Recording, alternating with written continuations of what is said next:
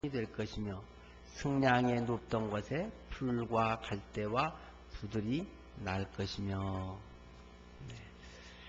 오늘은 우리 세네갈의 최근식 선교사님 오셔서 말씀을 또 전해 주시겠습니다. 우리 최근식 선교사님 아마 여러분들이 이름은 구체적으로 잘 모르시는데요. 우리 교회에서 매달 같이 후원을 하고 있습니다. 사실 우리 교회적으로는 저희가 하지는 않았지만 우리 김용정 형제님 하는 회사에서 사실 김용정 형제님이 개인적으로 하는 겁니다만 아프리카 선교를 위해서 선교 지정헌금으로 매달 50만 원씩을 저희 교회에 위탁을 해서 하고 있고, 아프리카에 있는 선교사님들을 추천해 주십시오. 그래서 아프리카에 있는 선교사님들 5분을 저희가 선정을 해서 10만 원씩 후원을 하고 있습니다. 우리 최근식 선교사님은 세네갈에서 사역을 하고 계시는데, 우리 송정선 사모님 청년 때 또 어떤 교회에서 가르쳐 주시기도 했던, 거기에서 또 목회를 7년간 성광교에서 하시다가 선교사로 지금 가서 사역을 아주 잘하고 계십니다. 그래서 오늘 가족이 전부 같이 오셨어요. 그래서 우리 최근식 선교사님, 사모님 그리고 세 아들 이렇게 하는데 잠깐 일어나 주시겠어요? 네, 우리 귀한 사역 감사하면서 좀 안식년 기간에 잠깐 귀국을 했습니다. 여기서 좀 계시다가 또 프랑스로 가서 9개월 정도 또 언어 과정을 안식년 기간에 또 공부를 하신답니다. 이 세네갈에 물론 그 지역 언어도 있지만 거기가 이제 프랑스 지배를 받던 데라서 또 좀 배운 사람들은 이제 불어를 하는 지역이라 사모님이 불어를 좀 잘 하시는데, 우리 목사님 같이 이번에 안식년 기간에 가서 프랑스 본토에 가서 불어를 좀 더 세련되게 더 해가지고 더 효율적인 선교 사역을 하기 위해서 지금 10월 18일 날 이제 또 떠나게 되는데, 가기 전에 저희 교회 방문을 하셨습니다. 오늘 그래서 귀한 선교에 대한 그런 말씀들을 나눠주시겠습니다. 오늘 본문의 말씀을 중심으로 해서 하늘이 서럽도록 푸르른 날에, 저도 이런 시적인 제목 별로 잘 안 써봤는데 아주 멋있네요. 이사야 본문에서 이런 제목은 제가 처음 봅니다. 하늘이 서럽도록 푸르른 날에 라는 제목으로 오늘 말씀을 중심으로 해서 사역과 관계지어서 선교에 대한 메시지를 전해 주시겠습니다. 우리 선교사님 박수로 맞이해 주시기 바랍니다.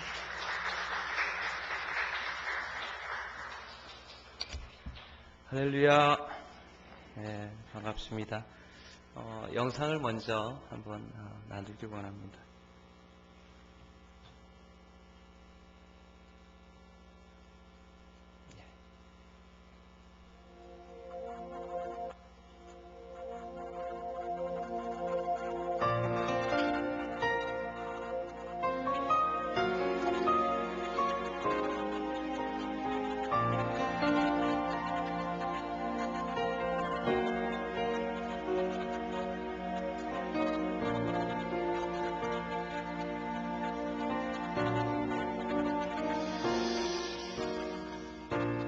어두운 세상에 한 줄기 빛, 말씀이신 그분 육신 되어 이곳에 오셨네.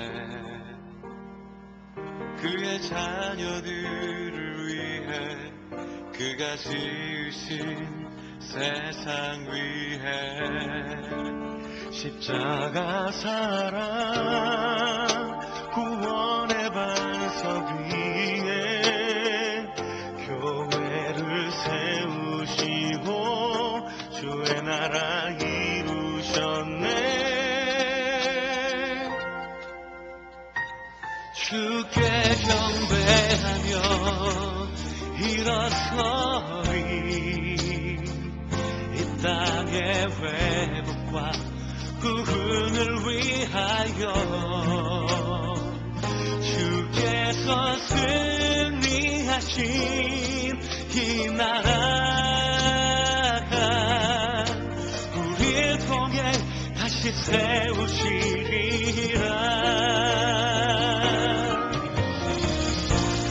어두운 세상에 줄기 빛 말씀이신 그분 욕심되어 이곳에 오셨네. 그의 자녀들을 위해 그가 지으신 세상 위해 십자가 사랑 구원의 방석 위에 교회를 세우시고 주의 나라 이루셨네. 주께 경배하며 일어서리 이 땅의 회복과 구원을 위하여 주께서 승리하신 이 나라 우리를 통해 다시 세우시리라. 모든 교회가 성령님의 인도하신다라. 저 위에 기쁨으로 하나 되어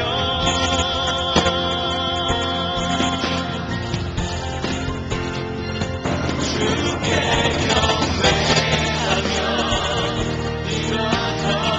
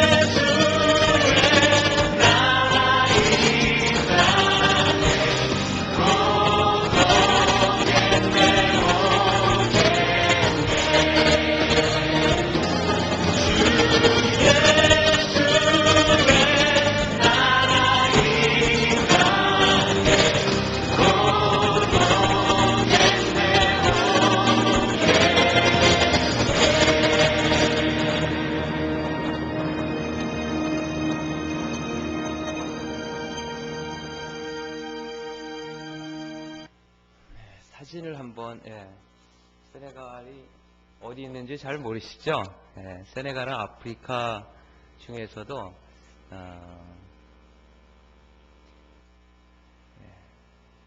딱 이렇게 다 갈라져 있죠. 세네갈 아프리카는 아프리카 세네갈은 서부 사하라 사막 끝자락에 위치하고 있어요. 그래서 비가 1년에 한 2달 반에서 3달 가량 오고 나머지는 거의 한 방울도 내리지 않죠. 비가 내리지 않으면 이렇게 돼요. 바로 그 어디냐면요. 여기가 세네갈입니다. 그래서 서북부 아프리카 끝자락에 있는데요. 흔히들 선교학자들이 그래요. 마지막 전투는 무슬림과의 전투다 이런 얘기들을 해요. 사실 그렇습니다. 그러면서 아시아, 중앙아시아, 동남아시아 이런 쪽에 있는 무슬림들이 지금 막 깨워지고 있어요. 그 얘기는 교회들이 세워지고 성도님들이 들어가 복음을 전하고 그러면서 개종자들이 생겨나고 교회가 부흥이 일어나고 있다는 거죠. 그래서 막 변화가 일어나고 있어요. 그런가 하면 마지막 접전지다라고 학자들이 얘기하는 곳이 어디냐면 이 북부 아프리카와 중동 지역이에요. 이 북부와 중동 지역은 마지막까지 깨어지지 않고 마지막까지 가는 곳이다라고 그런 얘기를 합니다. 제가 2003년에 선교지에 나갔는데 나가기 전에 그런 얘기를 어느 교수님으로부터 듣고 나갔어요. 나가보니까 아 정말 그렇구나 그런 생각을 했어요. 왜냐하면 저희가 사역을 하기 위해서 리서치를 하면서 찾은 그 다음 거를 넘겨주세요. 잘.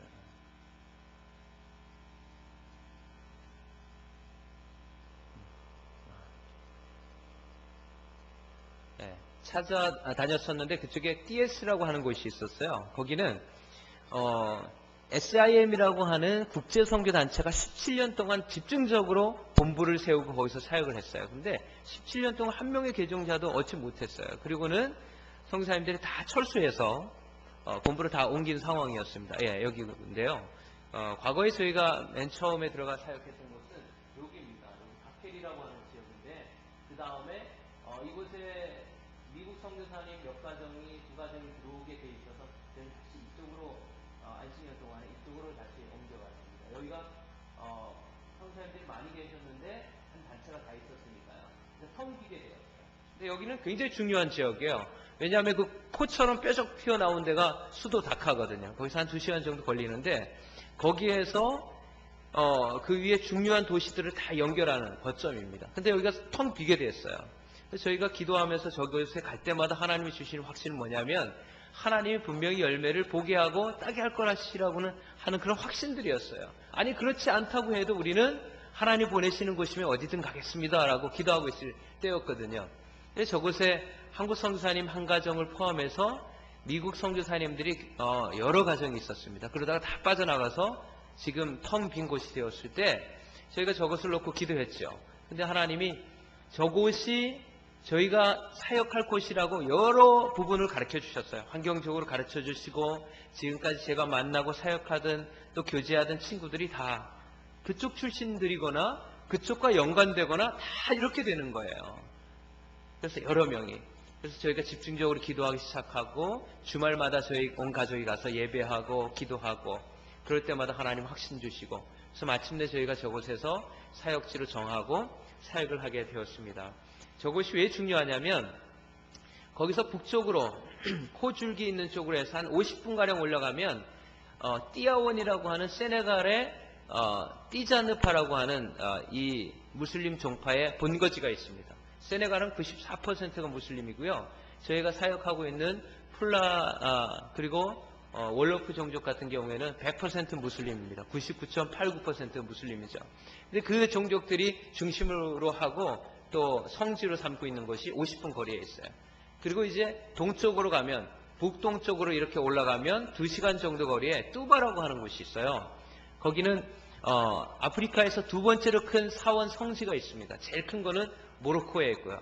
6만 명을 수용하는 성지가 있는데 그러다 보니까 모든 무슬림들이 무슬림 명절이 되거나 때가 되면 다 그쪽을 통과하게 되고 그쪽에 모여 있는 거예요. 중요한 사람들이.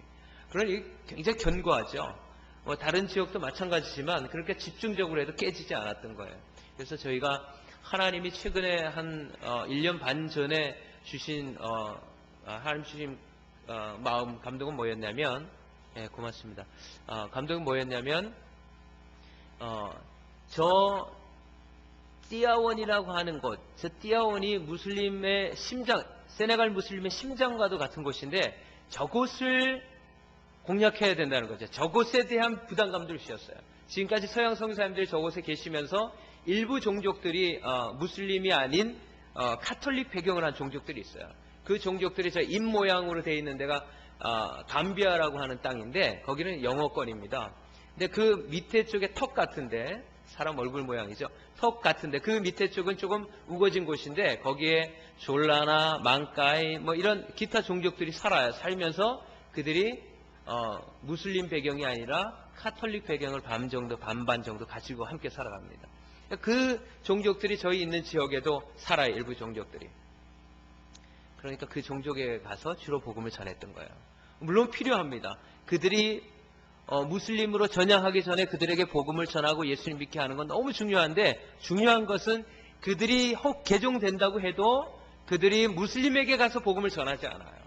무슬림에게 가서 복음을 전한다고 할지언정 무슬림들이 받아들이지 않습니다. 왜냐하면 그들 졸라, 망카이, 세렐 이 종족들은 원래부터 카톨릭 배경을, 너희들 반은 카톨릭 반은 무슬림 배경을 하고 있는 종족들이에요. 그러다 보니까 너희들 원래 그런 애들이야.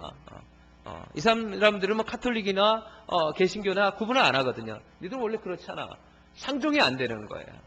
그뿐만 아니라 이 사람들은 자기들끼리 모여서 애들이에요. 결과적으로 뭐냐면 무슬림 배경을 갖고 있는 종족들에게 가서 복음을 전하지 않으면 그런 열매의 결과들을 가져올 수 없다라고 하는 것이죠. 그래서 저희가 제 DS에서 약 50분 거리에 있는데 18분 정도 들어가서 한 마을을 하나 들어가기 시작했습니다. 그래서 그 마을에서 한 지금 100명 정도 태권도를 배우고 있습니다. 그리고 저기 DS 마을 안에서 35명 정도 태권도를 배우고 있죠.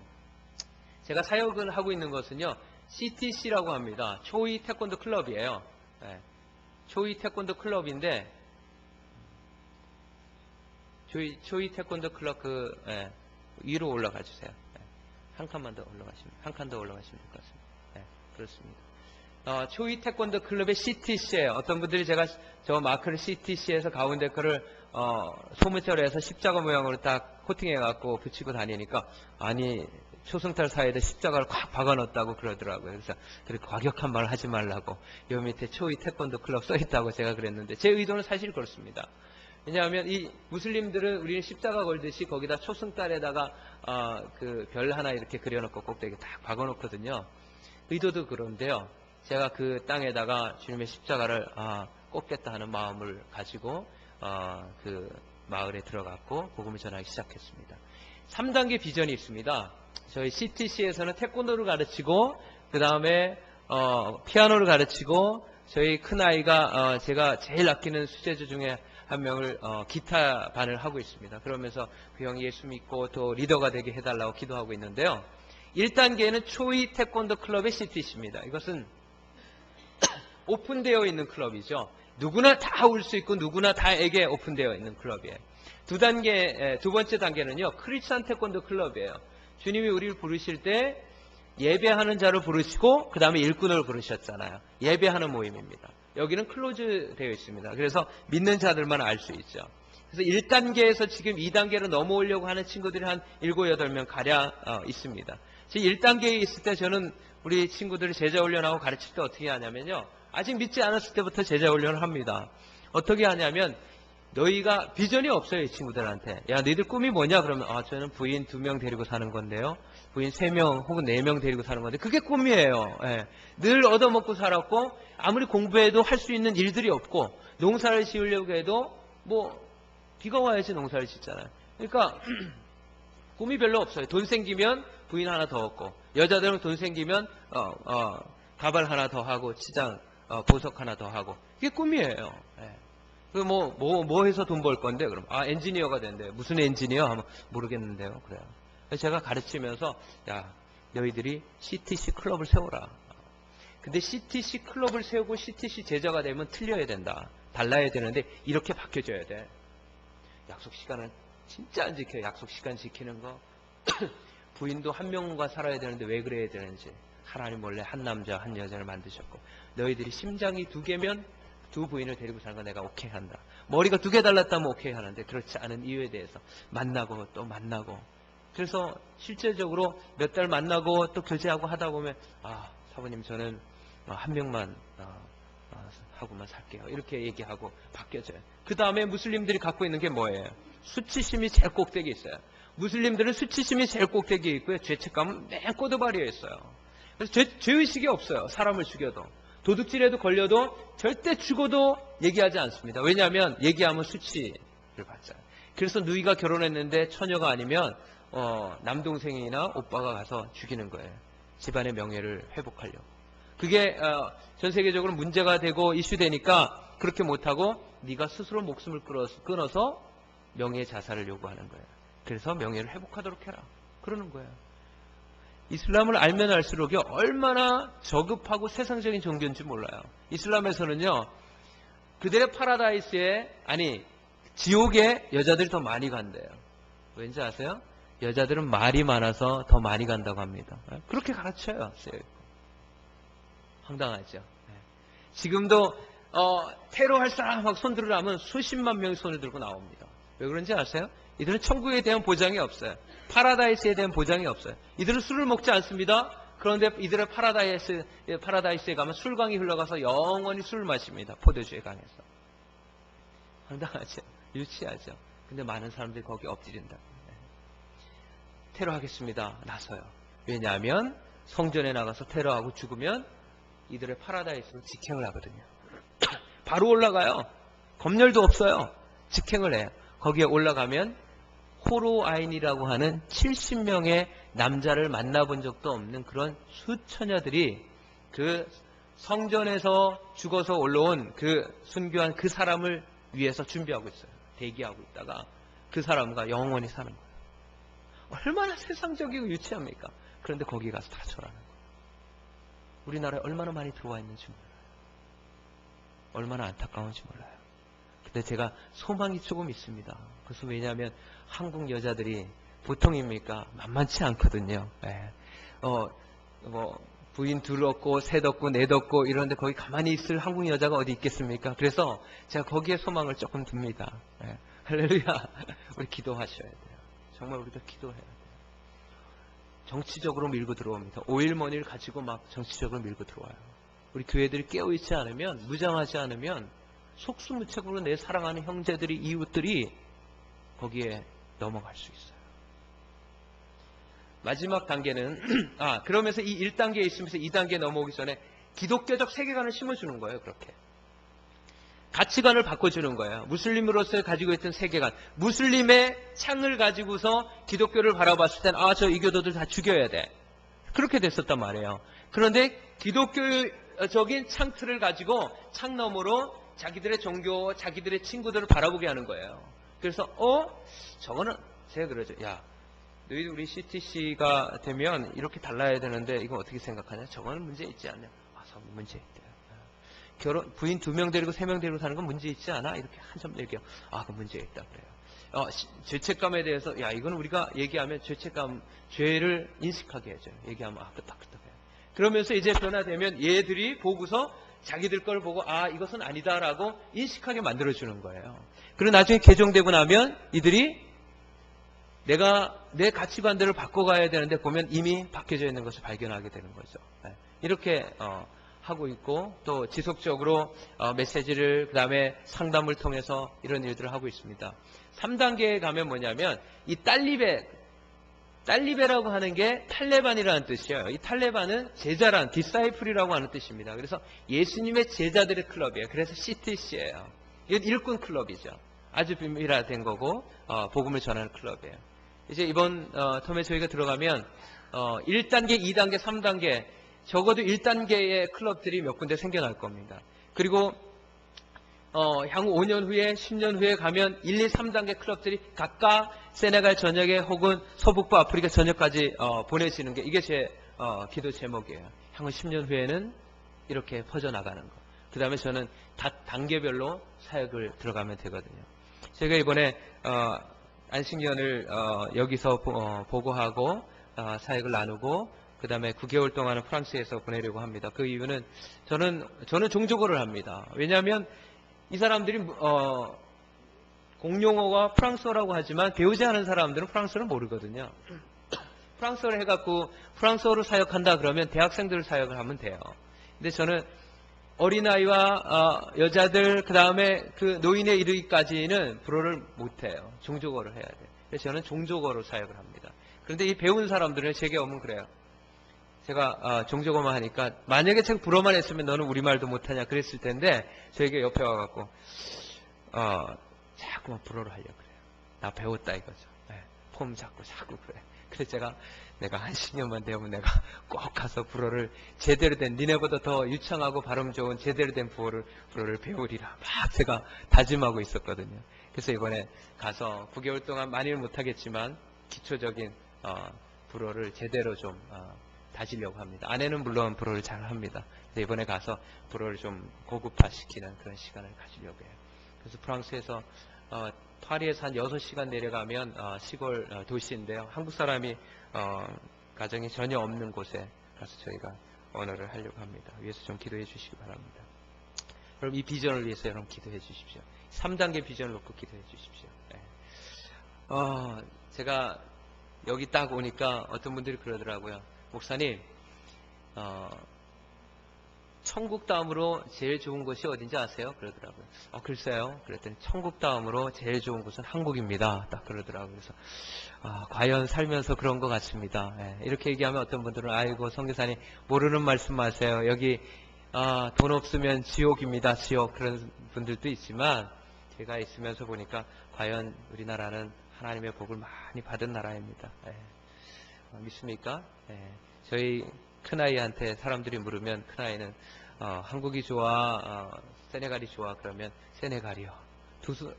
주저하지 않고 얘기합니다. 둘째 아이에게 물으면 둘째 아이도 그래요. 우리 막내 아이는 한국이요. 그러거든요. 많이 빨리 가야겠다 그런 생각을 하고 있습니다. 근데 저희 아내에게 물으면 저희 아내는 제 아내에게 묻지는 않더라고요. 차 타고 오면서 아내가 아이들에게 너희들은 왜 그렇게 주저하지 않고 세네갈이 좋다고 어떻게 얘기할 수 있냐 그래요. 근데 아내가 그러더니 눈물을 흘리면서 훌쩍훌쩍 우는 거예요. 그 이유는 아내는 한국이 좋대요. 그리고 이마트에 갔는데 서러워서 눈물이 글썽글썽하고 눈물을 막 흘리더라고요. 그럴 만도 하죠. 그럴 만도 하고 제가 아내를 잘 헤아려 주지 못했나 보죠. 그런데 아내가 아이들한테 그러는 거예요. 그런데 엄마는 우리가 만났던 사람들, 우리에게 보내진, 붙여진 사람들 생각하면 한없이 눈물이 흐르고 그래서 그곳에 가지 않으면 안 되겠다. 그렇게 얘기를 해요. 그럼 위에서 기도해 주실 수 있기를 바랍니다. 햇볕이 쨍쨍 내리치는 날이었어요. 여러분 천수답을 아시죠? 산꼭대기에 하늘만 바라보는 논이 있잖아요.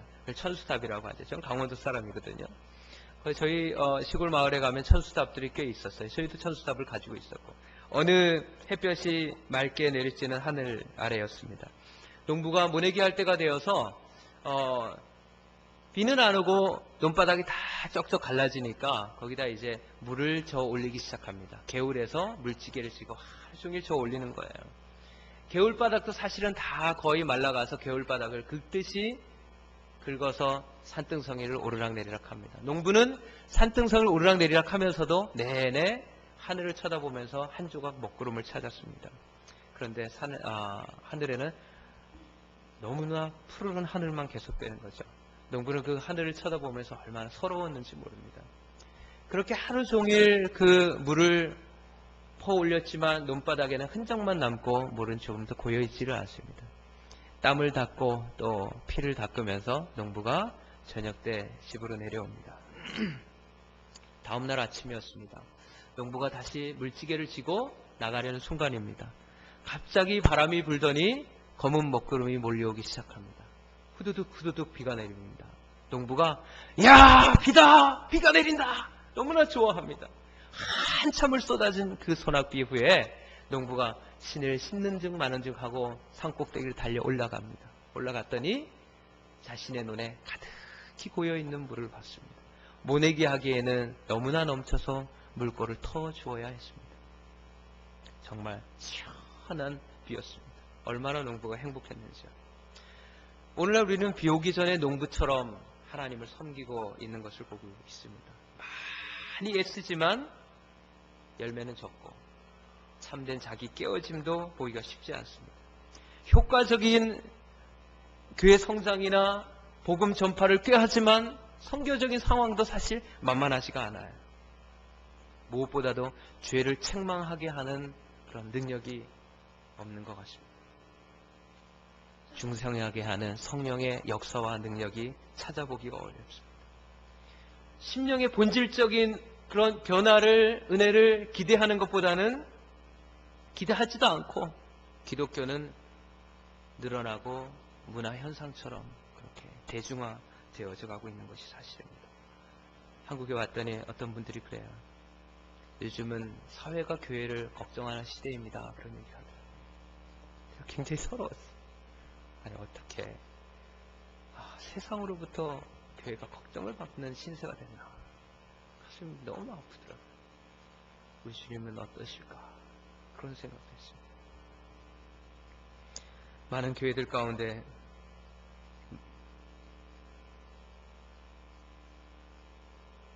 거룩한 은혜의 방편들이 형식으로 남고 성도들에게 거룩한 은혜의 삶을 살게 하는 그런 말씀이 울려 퍼지기보다는 즐거움을 주고 유익을 주고 거슬리지 않는 말씀들로 강단에서 증거되기가 일쑤입니다. 좋은 강의 하나 들었다. 그리고 돌아가는 경우가 많죠. 형식적인 예배, 자신의 즐거움을 찾기에 골몰한 모임, 무슨 모임이 많지만 그거 모임이 잘못됐다는 것이 아니라 나를 찾아가고 하나님을 만나가고 말씀 속에서 주님을 만나가는 그러기 위해서 골똘하게 그러기 위해서 애쓰는 모임들이 없다는 거예요. 찾아보기가. 세상을 변화시킬 복음의 능력을 보여주는 대신 사회활동으로 대체하려고 하는 목회 방침 같은 그런 방침들은 오늘날 우리 한국교회가 얼마나 허약한가를 보여주는 주소예요.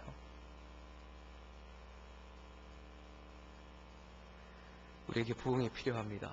하나님께서 하늘문을 여시고 폭포수같이 부어주신 거룩한 은혜의 소낙비가 필요합니다. 저는 여러분의 이 늘푸른 교회가 그런 교회이기를 주님의 이름으로 축복하고 또 소망합니다. 많은 수에 있지 않습니다. 언제나 믿는 사람들은 소수였고 믿지 않는 사람들은 다수였습니다. 많은 사람들이 아니라고 하고 많은 사람들이 안 된다고 할 때 기도하던 소수의 사람들이 있었습니다. 하나님은 언제든지 그 소수의 사람들을 통해서 역사하셨습니다. 그것이 교회의 기록이고 교회사의 기록이에요. 그들은 한 조각 먹구름 같은 존재들이었습니다. 다 불가능하다라고 얘기합니다. 다 아니다라고 얘기했습니다. 그러나 그것을 뿌리치고 주님의 뜻을 믿고 말씀을 붙잡고 기도하는 소수의 사람들이 있었어요. 그들이 먹구름이었고 그들이 역사를 써가는 주인공들인 것입니다. 저는 늘푸른 교회가 그런 역사의 주인공으로 남을 수 있기를 주님의 이름으로 축복합니다. 우리 서로 받은 그 기쁨을 알 사람이 없도다. 받은 사람이 그 은혜를 아는 거죠. 이런 고백을 드릴 수 있기를 바랍니다. 세네갈에서 사역을 하면서 저희가 1년에 한 번 혹은 2번 저희 아이들과 함께 저희 부부가 세네갈 전역을 돌면서 기도합니다. 기도하다가 거기는 휴게소가 있는 것도 아니에요. 아까 화면에 나왔을 텐데요. 그냥 나무 이렇게 얽혀놓고 위에 나뭇가지 몇 개 덮어놓은 그것도 전국에 몇 개 되지 않아요. 그게 최고의 휴게소입니다. 그런 곳이나 아니면 그런 것도 없으면 차 안에서 도시락을 먹으면서 기도하고 예배하고 부르짖고 눈물 흘리고 그런 일을 2박 3일간 3박 4일간 이렇게 합니다. 그 이유는 저희가 10년 후에 15년 후에 우리가 주님의 제자들을 파송할 때 그 지역을 우리가 최소한 10번 20번 기도한 땅에다 보내고 싶어서입니다. 쉬운 일은 아니에요. 왜냐하면 덜컹거리고 비 오기 전에 제일 뜨거울 때 가면요 55도에서 58도 60도까지 거의 온도가 올라가거든요. 헉헉대죠. 근데 하나님 주신 은혜가 있고 주신 능력이 있어서 그렇게 합니다. 그곳에 가득히 채워질 하나님의 사람들을 생각하면서 기도합니다.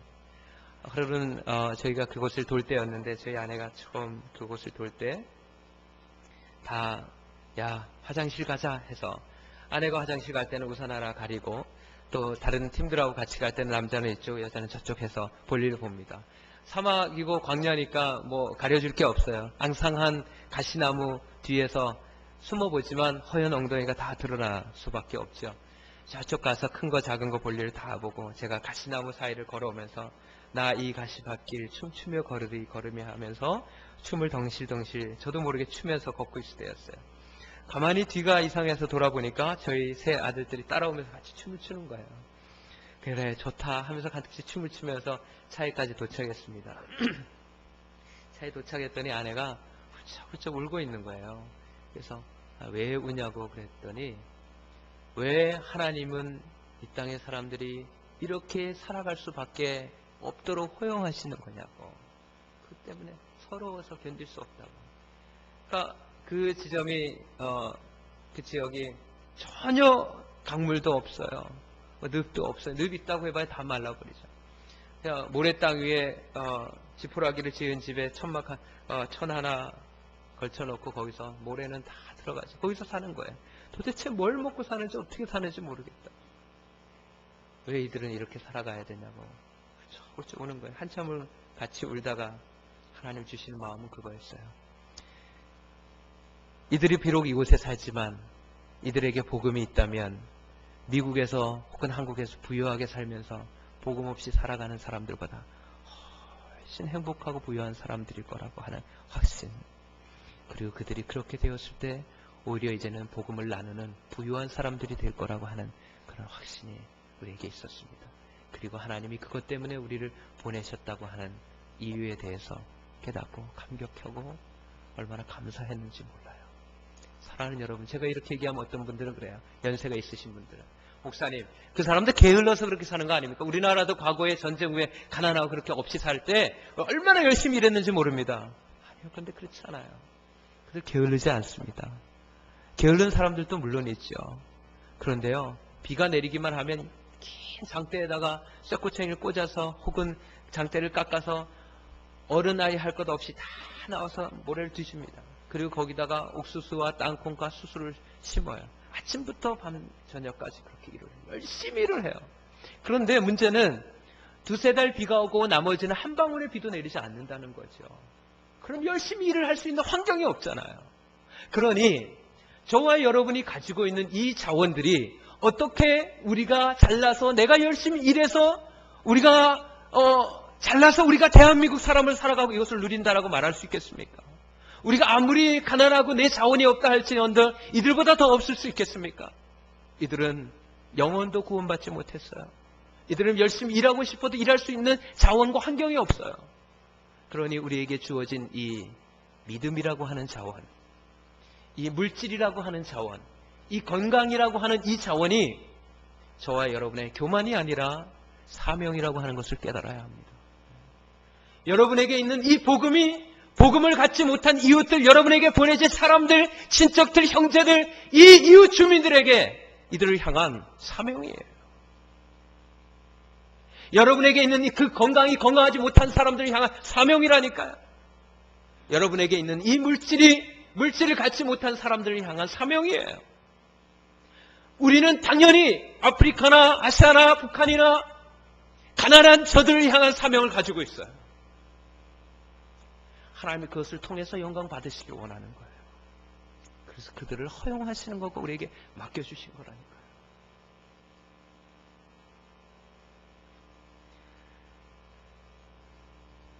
제가 존경하는 선교사님 가운데 데이비드 브레이너드라고 하는 선교사님이 있어요.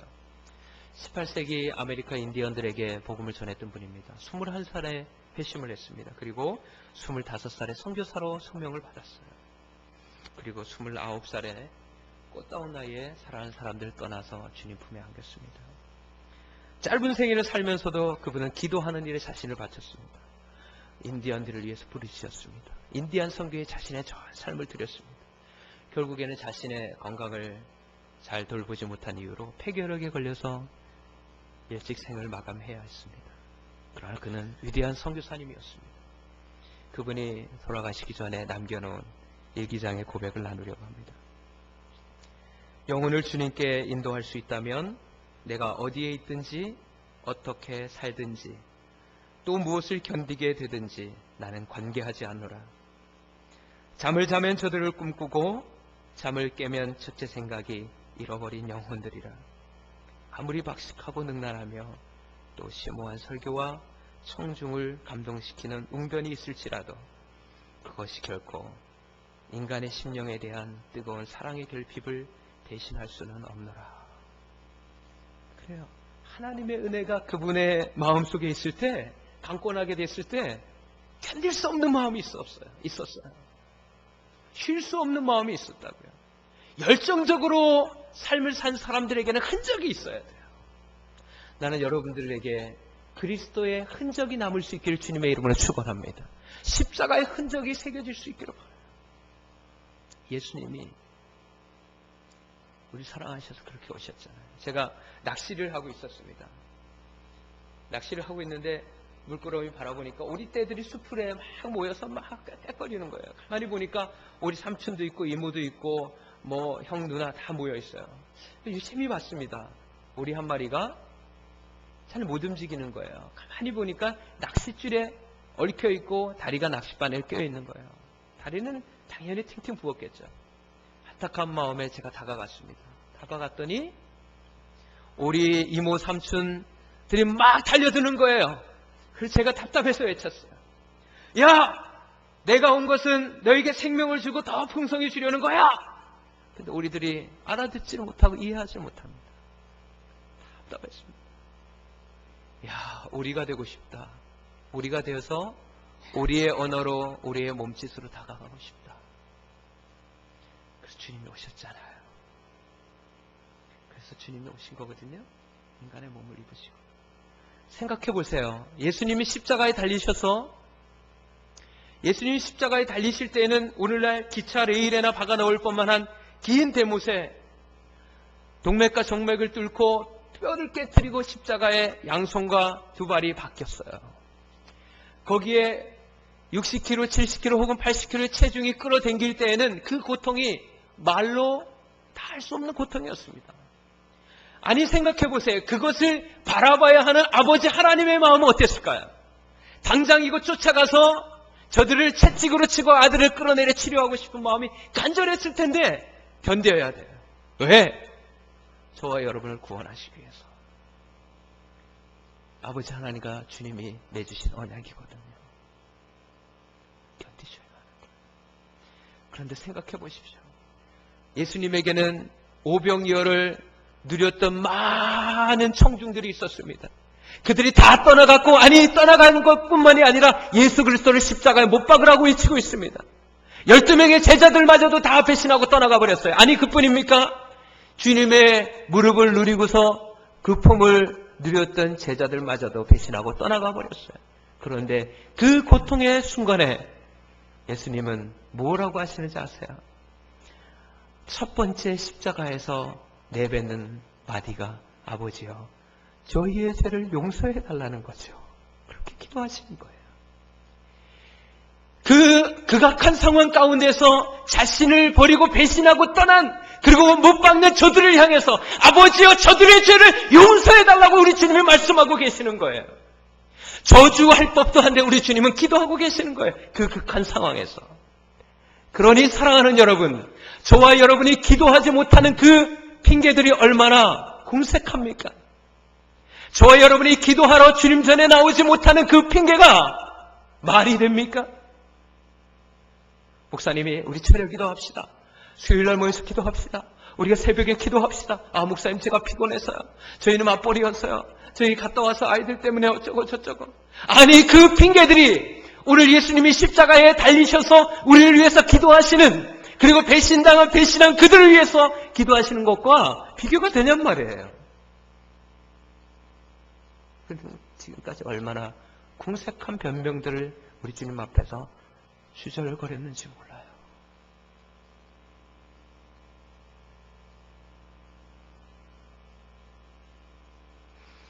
우리는 이렇게 기도해야 합니다. 예수님처럼 저희를 용서해달라고 기도해야 합니다. 여러분에게 맡겨진 형제, 부모, 친척들, 이웃들, 친구들, 우리 이 교회 주변에 있는 믿지 않는 많은 이들을 위해서 저희를 용서해달라고 저들의 죄가 내 죄인 것처럼 기도해야 합니다. 지금보다 더 많이 아픔의 눈물을 흘린다면 저들의 구원이 훨씬 더 앞당겨질 거예요. 우리가 어떻게 기도하지 않고 저들의 구원받지 못함이 저들의 강팍함 때문이라고 말할 수 있겠습니까? 그렇게 말하는 저와 여러분들은 과거에 저와 여러분들의 마음은 살코기처럼 말랑말랑했나요? 저와 여러분도 돌처럼 딱딱한 사람들이었어요. 그런데 주님의 음성에 순종해서 기도하기 시작한 착한 신자들 때문에, 그분들 때문에 우리의 마음이 녹아지기 시작한 거예요. 그러니 우리가 기도하지 않고 어떻게 저들의 예수 믿지 않음이 저들의 강팍함 때문이라고 말할 수가 있겠습니까? 기도합시다. 비어져 있는 이 자리를 위해서 기도해야 돼요. 여러분, 그 옆에 좌우에 비어있는 자리 때문에, 앞뒤에 비어있는 자리 때문에 여러분 아픔의 눈물을 흘려야 돼요. 주님이 지금 십자가에서 그렇게 아파하고 계시니까요.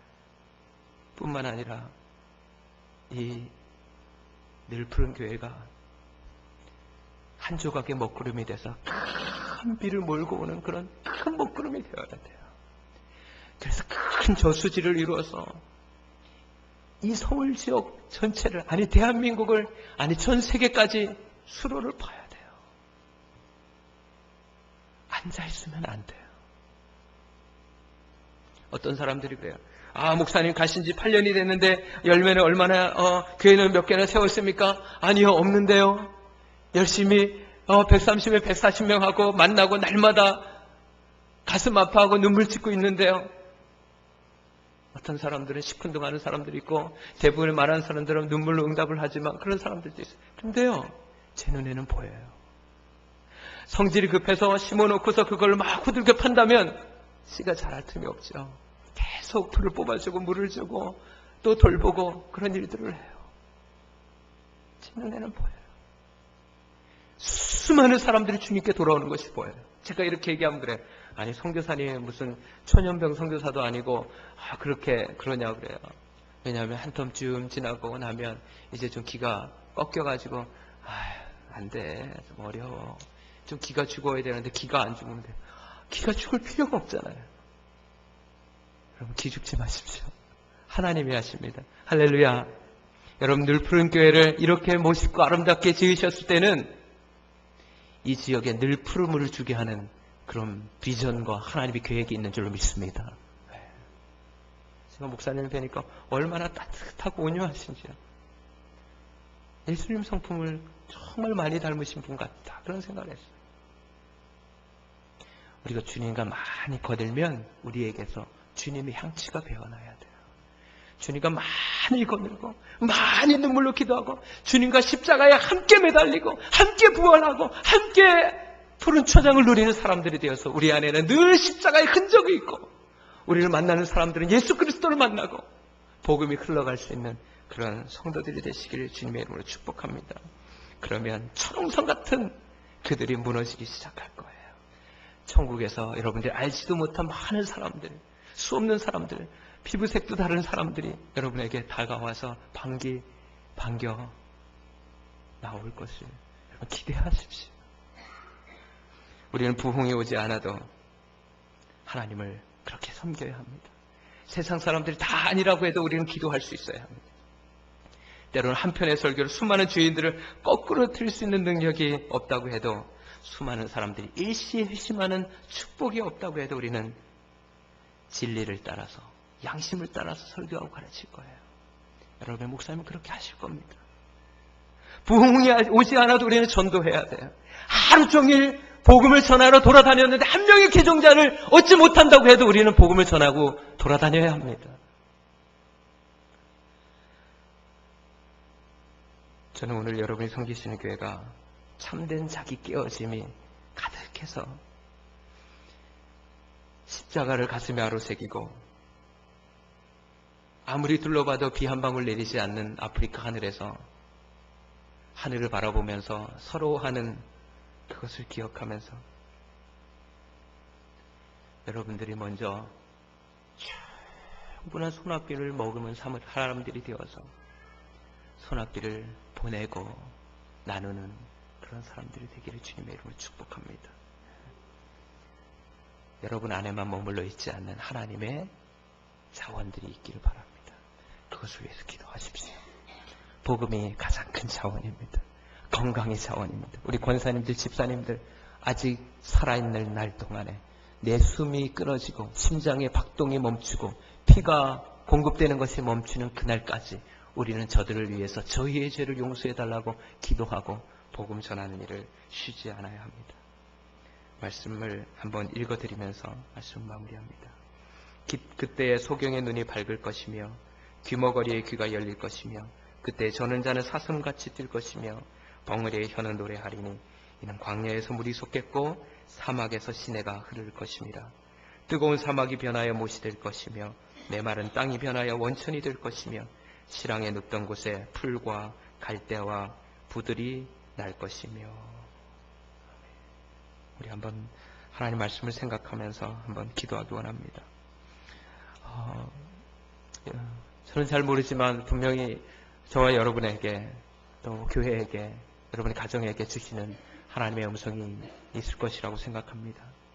지금까지 기도하지 못한 우리의 궁색한 변명들을 내려놓읍시다. 주님의 십자가상에서 원수들을 향해 저희를 용서해달라고 기도하는 그 극강의 상황에서 기도하시는 우리 주님의 기도를 본받읍시다. 그리고 우리의 궁색한 변명을 내려놓읍시다. 그리고 세상의 교회를 걱정하는 이 안타까운 현실 앞에서 우리의 무능함을 회개합시다. 내가 성도로 살아가면서 그리스도의 흔적을 갖지 못했던 것을 회개합시다. 여러분, 우리가 사명을 감당하고 사명을 감당하는 데 있어서는 대가가 요구됩니다. 사명 감당할 때 복음의 사명을 감당하고 기도의 사명을 감당하고 물질의 사명을 감당하고 건강의 사명을 감당하고 지식의 사명을 감당할 때에는 당연히 대가도 요구되는 거예요. 폼나는 이름만 가지려고 하지 마십시오. 우리에게 요구되는 대가를 기꺼이 지려고 하십시오. 성경 어디에도 고난을 찬미하고 있지는 않지만, 고난 그 자체를 찬미하지는 않지만 주님의 이것으로 하나님께 영광이 되고 하나님의 일이 드러난다면 하나님의 한 말씀을 지키기 위해서 과감히 고난당하는 것을 주저하지 않고 마침내 순교까지 했던 사람들의 기록들로 성경은 가득합니다. 오늘 하나님 앞에서 오늘 십자가로 웃어 들려오는 음성을 들을 수 있기를 바랍니다. 하나님 아버지, 하나님 조용히 그러나 간절히 기도하는 이들의 기도의 음성을 들어주십시오. 하나님, 나 하나만 하나님 아니라는 삶을 살았습니다. 아니라는 기도를 했습니다. 기도하지 못하는 핑계가 내가 나의 시간 없음이,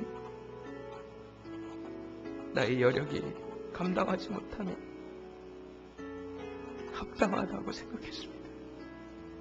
그러나 하나님, 저희 이 핑계들이 얼마나 궁색한지 알았습니다.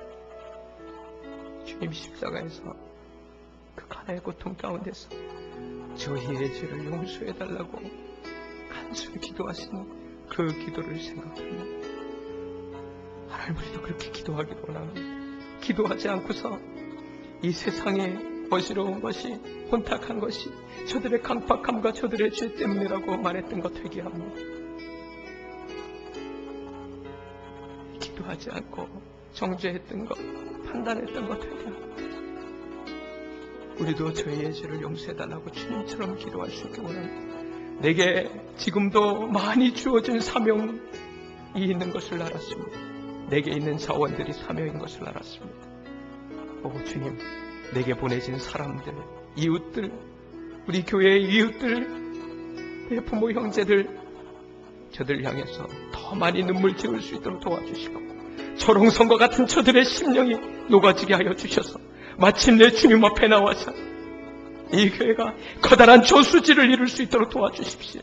한 사람 한 사람의 기도가 먹구름이 되고 먹구름이 되고 모여들어서 장마비와 같이 되게 하시고 이 지역뿐만 아니라 서울에 이 대한민국에 영향을 주는 사람들 되게 하시고 저수지가 되게 하시고 지치고 목마른 이들을 향해서 전 세계 가운데 주님의 자원을 흘러보내는 생명을 흘러보내는 교회와 백성들 다 되게 하여 주옵소서.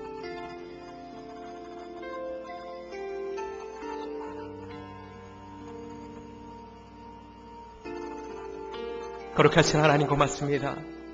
오늘 우리에게 주님 말씀해 주셔서 감사합니다. 우리에게 십자가가 깊이 아로 새겨질 수 있길 원합니다. 그래서 내게서 예수님의 향취가 배어나기 원합니다. 서러운 세네갈의 푸르른 하늘을 바라보면서 소낙비가 내리기를 기다렸습니다.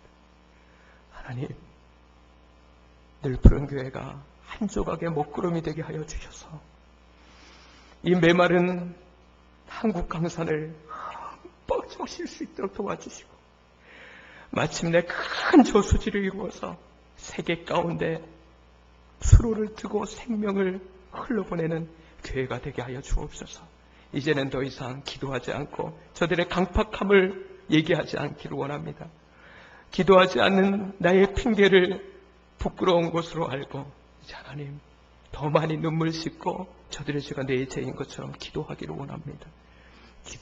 이들의 기도 가운데 충만한 은혜로 함께하여 주옵소서. 하나님을 경험하는 기도가 되게 해 주옵소서. 예수님의 이름으로 기도합니다.